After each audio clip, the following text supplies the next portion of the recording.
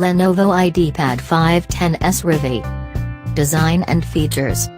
The Lenovo 500 series is available in 13-in, 14-in and 15-in versions that are somewhat confusingly numbered 500S, 510S and 500 respectively. What's more, it's the 510S that's the cheapest entry-level option. At this price, it's somewhat surprising to see that the 510S is a well-made machine with some premium details such as a metal keyboard and screen surround and a backlit keyboard. The outside, meanwhile, is made of tough, pearlescent white plastic. It's also available in a silver or a red exterior with black interior. This is a fairly thin and light laptop, but, at 19.3mm thick and weighing from 1.7 kilograms, it's still a clear step up in bulk over your classic Ultrabook, the MacBook Air or Asus ZenBook, for example. However, with that extra size comes extra features.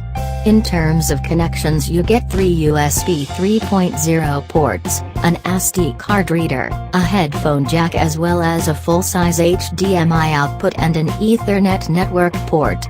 The latter two are particularly useful additions that mean you won't need any adapters or dongles to get this machine hooked up to a network or monitor, projector, unlike most Ultrabooks.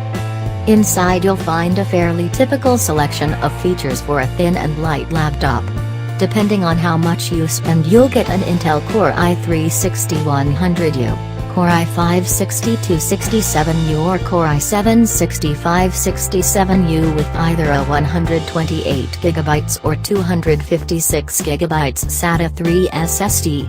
The latter is one area where this laptop will clearly trail its more premium sibling the 710S, which includes a faster PCI Express-based SSD. Otherwise, the rest of the components are standard across the range. There's 8GB of RAM, 802.11 acres Wi-Fi, Bluetooth 4.0, stereo speakers, a webcam and a 14-inch 1920 by 1080 screen.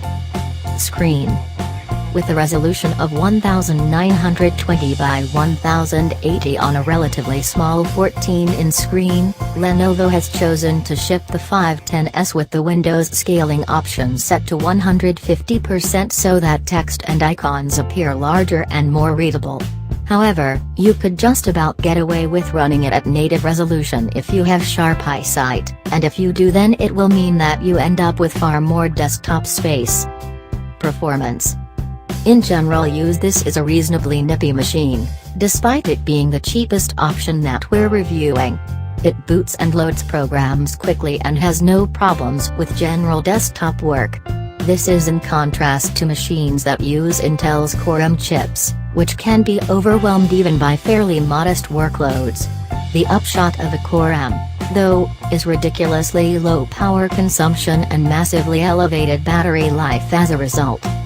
That said, if you want to get some serious work done, then we'd advise upgrading to either the i5-6267U or 6567U versions.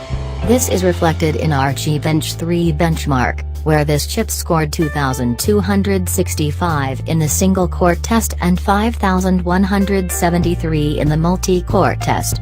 In comparison, the 6565U equipped Lenovo Ideapad 510S scores 3,297 and 7,019 respectively.